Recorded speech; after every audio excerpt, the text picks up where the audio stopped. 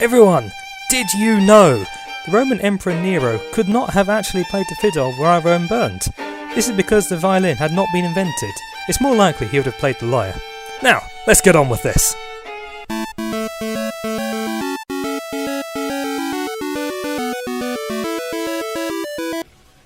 Hello and welcome to Arm with Controllers. This is Fabs here, and today I'm coming back to Kamen Rider Battride War. Hell yes. Today I'm going to be playing as this handsome chap here, Kamen Rider Kiva. Those of you who know about the franchise will probably be asking, what the hell, why are you playing as that sack of crap? Well, yes, no. Kiva is the worst Kamen Rider series, there's no argument here. But because basically, yeah, I like how he plays. First off, let's ride our motorcycles into a helicopter. Hell yes, that's how we roll. But no, yes. Yeah, Kiva is a terrible, terrible show, let's be honest. But I like how he plays, and to be honest, you can't deny the aesthetics of this guy. I mean, look at it, it's all kind of awesome. So anyway, I'm playing on hard for the first time, so as such I'm rather terrified I'm going to be underleveled. And it could well be, considering how little damage I'm doing at this point in time. Oh dear, the yummies are grabbing me, bastards. So anyway, so why is Kiva so bad? There are many reasons. The terrible script writing, the haphazard way in which the various plot elements are dealt with, as well as power-ups and such like. Again, there's a good reason for that, but I think for the most part it's the disappointment factor. Kiva has everything going for it. The setting is awesome. You have the brilliant idea of the two timelines of the like what's happening in the 1980s and how that's reflecting on what's going on in the present day. You've got, but then everything falls apart, to put it mildly. I'm not going to go into the full details because that would take up time from describing what the game is like at the moment. So, as you can see, I've taken on his first special form, Garulu form. For those of you who don't know, Garulu is is a Japanese onomatopoeia for a wolf's howling. So I'm busy fighting the Dinosaur Greeed from Kamen Rider AwC. The big bad guy, yeah, just happens to be a random boss in this, whatever. But anyway, so using a Garulu form, the main difference is, yes, you get that awesome looking sword, and your attack, the main feature is you're fighting a lot faster. You've got a bit more range with the sword as well. I mean, granted, one of the disappointing things about this form, as well as the other forms Kiva has, is that you only have the one special attack when you're in this form, and it doesn't meld well into combos, and to be honest, it's pretty crap. Since he sort of jumps high in the air and misses everybody, it is quite annoying. But the basic attack string is pretty damn solid. So it works well as a good, it's a good way to build up your combos, which is very helpful because I've currently got him equipped so that when his combo count goes over 50 he starts getting more special meter, so I can go into my ultimate form a lot better, which is pretty cool. Okay, so let's take on the second form, the Dogger form, which is based around Frankenstein's monster. Yes, you see these different forms in the show, he is using what are called arms monsters. Basically, yeah, these are the last representatives of different races that have become weapons for whatever reason. And to switch now to the Basha form, which is based around mermen, so like the creature from the Lost Lagoon, for example. Or Lost Lagoon, the Blue Lagoon, sorry.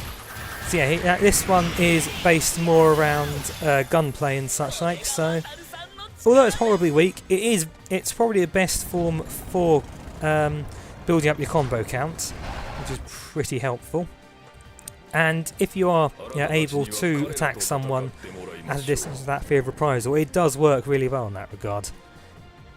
Okay, so he's just fled off, and I'm going to have to deal with these ninja fellows here. I think these mooks are from Kamen Rider Hibiki, but don't quote me on that because I've not actually seen it. Okay, so regular form.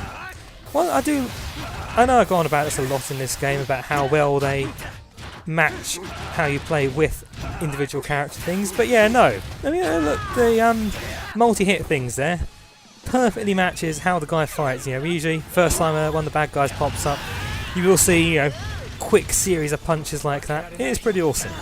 Okay, so ultimate form now, and it is the Emperor form. And look how much swag there is on that.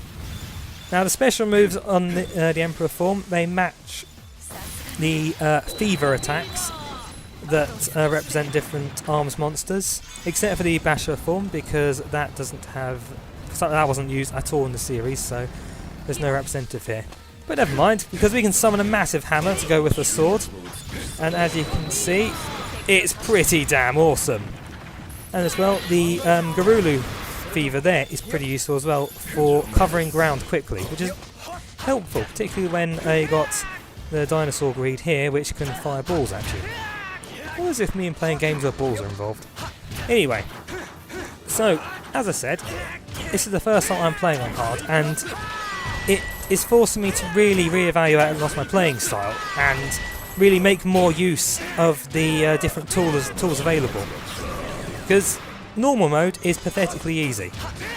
This, on the other hand, so as such, you can finish the level with ease without relying on things like the attack cancels. You saw it just then, where I transformed into, in fact, one of the other forms, which is all three of the forms combined. In fact, it doesn't have its own special form in this, probably because it only got used once in the show, so there we go. But no, I need to make better use of the cancels, so just to really try and limit the amount of damage that I do if I do get caught into an enemy's attack string. Rolling as well is a hell of a lot more important, only because otherwise I could very easily get caught in a painful attack, like so. So I'll switch to Garulu form again. This way I can hopefully snag a few hits as well off of those dudes in the back there to build up my special meter. And in addition, one of the other things I've got happening with Kiva at the moment is that I'm absorbing a bit of damage as well as I deal it, which is good because I've gone through God knows how many life bars at the moment. And yeah, this is really helpful in particular when it comes to bosses, and if I can find myself attacking a whole crowd with a single hit, that's a lot of life coming back in, which is very helpful. So I must say, Dinosaur Greeed here, he is refusing to take damage. He must have ridiculously high defense. It's quite annoying. Not as annoying as doing the same attack string again and again, I'm sure. So let's mix things up. Let's see if I can shoot him from afar. Maybe not. Ooh, that stung. So I have the advantage of distance now. So yeah, back to Wolfie form, I think. Okay, so just hack and slash time as per usual. Oh, that's interesting. I didn't realise that move actually could prevent me from damage while it's happening. Makes sense because, let's face it, last thing you want is to be interrupted in the midst of your awesome move. Just like in the shows. In fact, one thing I have noticed is that fighting bosses in hard mode is a lot more difficult when there's a crowd, which does pretty much match what happens in these shows, if only because you only ever really see, you have a certain hierarchy of, if there are mooks, there will be, here, you fight that guy while I pursue my evil plans, ha ha ha. And then, so your Kamen Rider, he'll beat up the small bad guys, then he can take on the main villain. Of course, in this case, if the main villain is beating up with the bad guys, it hurts. It hurts a lot. Okay, and here comes Kamen Rider Eternal. Bizarrely popular in Japan, this guy. First appeared as the main villain for the theatrical movie for Kamen Rider Double. He was the main antagonist in that. For some reason or other, they all loved him. So when they released a couple of follow-up movies they released one focusing on Kamen Rider Axel, the secondary rider. They also released one based on Eternal, showing his backstory and showing how he was really more of a noble demon, that kind of deal. Wasn't that bad, he was just kind of screwed over by circumstance. Whatever. Anyway, No, it's yeah, the Japanese love this guy, so there we are. So in this fight, I am being helped by Kamen Rider Double, and he is in the Fang Joker form, which was the first mid-season upgrade. Basically, yeah, Fang is a sort of crazy dinosaur thing that attaches itself to his belt. Long story, but yeah, unlike whereas Double usually uses Shotaro's body, Fang Joker uses Philip's body, and it's representative of, well, it's the complete opposite of Philip in that regard. It's not thinking, it's pure instinct, which is why it's particularly useful when it comes to fights like this, because it tends to be stronger, unrestrained, that kind of deal. You know, a fairly standard crazy berserker deal. So let's see. So Eternal here, he's taken quite a bit of damage actually, and he just kicked me in the face. That hurt. Yeah, he's should have him out of the way soonish. No, he's I wouldn't be surprised if, when they do a second game, one of these games, as I hope they do, if Eternal becomes a playable character in that, because as you can see, he's clearly got his own moveset there, which is pretty cool. You know, matches exactly what the guy does in the film and films even. It's they put some effort into it, and I think it'd be a shame to have that wasted. Then again, if we're going over a list of one moment, I'm too busy being overcome with awesome. Look at that! Is that not brilliant? And here's Force joining the fray as well. It's motherfucking space time. Get in. This scene. If anybody ever asks me, so, what's the deal? Why do you enjoy watching this kids program? I'll point them to this. And if they can't be overjoyed by seeing motorcycle riding nutcases blowing up helicopters and drill kicks into people's chests, they're boring people, and I really can't be bothered with their time any longer. Okay, so unfortunately the upshot of this awesome scene is that now Eternal's back to full life. How annoying. Never mind, I'll just keep kicking him instead. That'll learn him. So yes, you'll notice I do use that particular combo quite a lot. Well, I say combo, that particular attack string. So yeah, regular attacks followed by his holding down the one of his fierce attacks, which I can then follow up with a quick area juggle, and sometimes as well I can attack him on the ground as well. It's a good way, particularly in crowds, it's a good way of building up your combo hits, so you can get more meter, so you can then go Emperor form and make everyone suffer. It's pretty cool.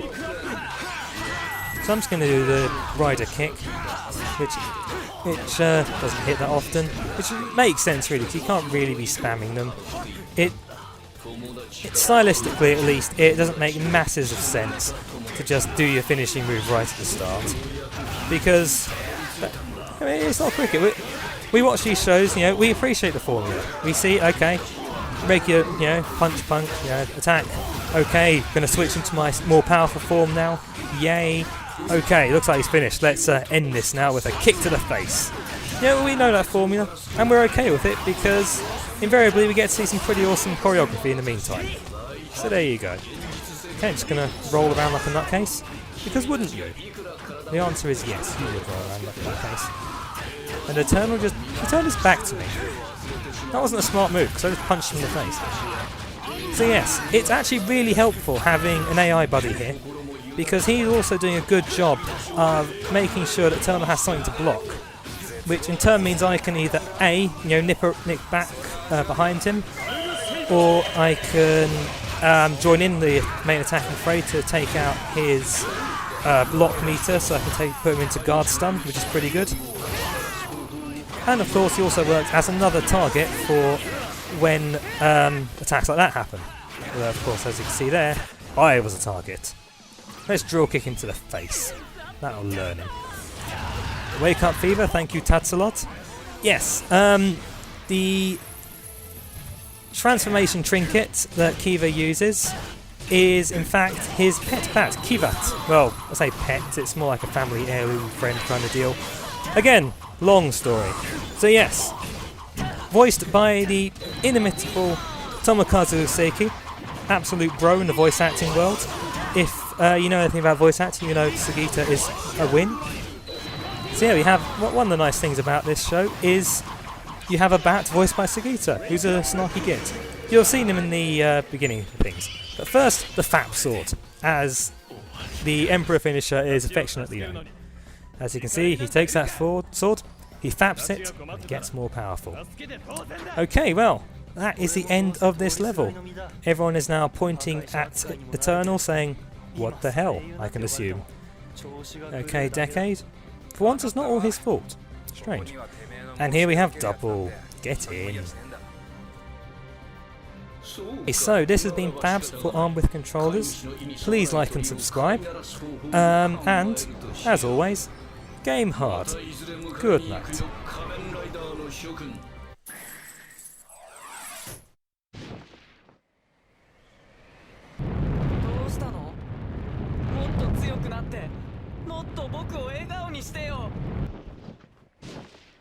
クーガ